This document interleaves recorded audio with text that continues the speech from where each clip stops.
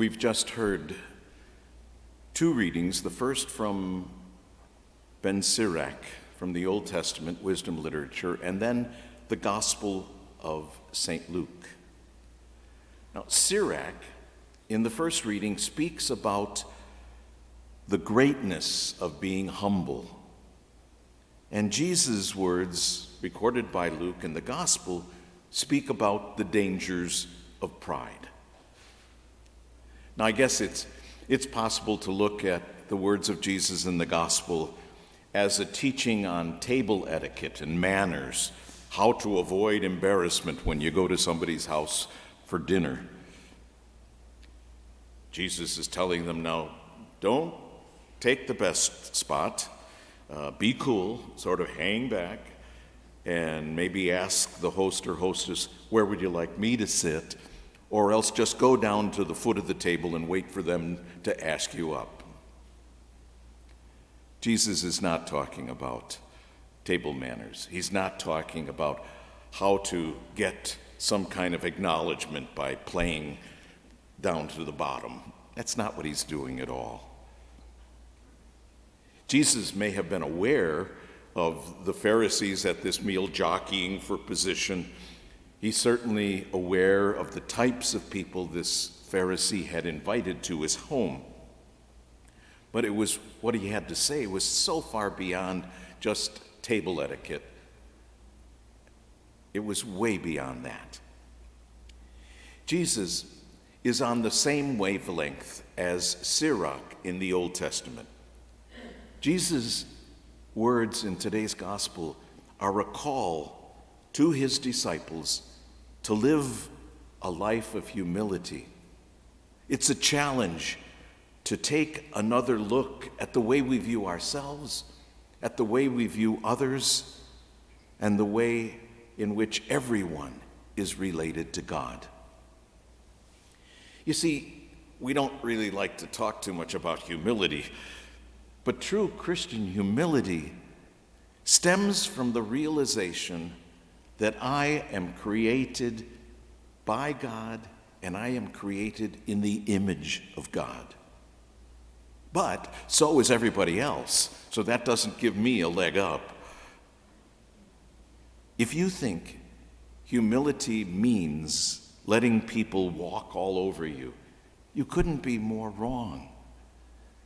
Humility requires strength. The strength to know that I have value, I have dignity, I have intrinsic worth. Why? Because God created me and gave me those things. He created me in his image. He's given me gifts in a manner in which I alone have. He has given me a unique way of viewing the world. My perspective is different from everyone else's. He has given me a very special way to express my love for others. He has given me my own unique relationship with him. He has given me my own way of praying, my own way of forgiving, my own way of hoping, my own way of believing. And that's what makes me special. But he's also done that for you. He's done that for every human person. Although we may be unique in so many ways, we are the same in that everything I have, everything I am, and everything you have, and everything you are, is given to us by God. What do I have to be proud of when everything I have is a gift? I mean, can I say, hey, look at me, what I've got, when I have to turn around and say, yeah, but God gave it to me. I didn't put it there myself. In what way can I look down on others when I've been given everything I have? In what way can I boast or brag or act mightier than thou when at the most basic level, we're all the same? We are offered God's gifts. We are offered God's love. We are offered God's salvation. If there are people, groups of people, types of people that you look down on, if you feel superior to them, take another look. Humility means recognizing that I am truly blessed by God, but so is everyone else.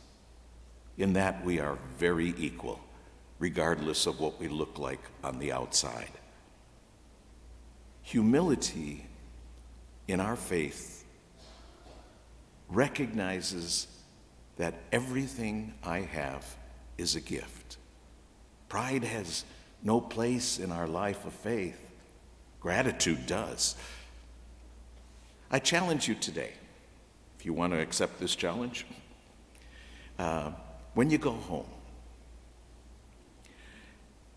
take a moment and ask your spouse, your good friend, your neighbor, your children, your parents, whoever is around that knows you pretty well, and ask them, what gift do they see in you?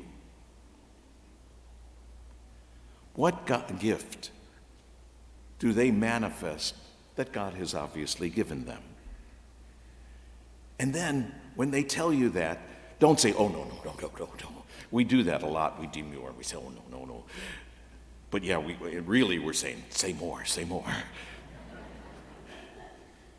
And so ask them, what gifts do you see that I have? And when they tell you, don't act proud. Simply be grateful. Because God has given you that gift, and you've been good enough to share it. For the gifts that God has given us, we are truly grateful, because God indeed is good.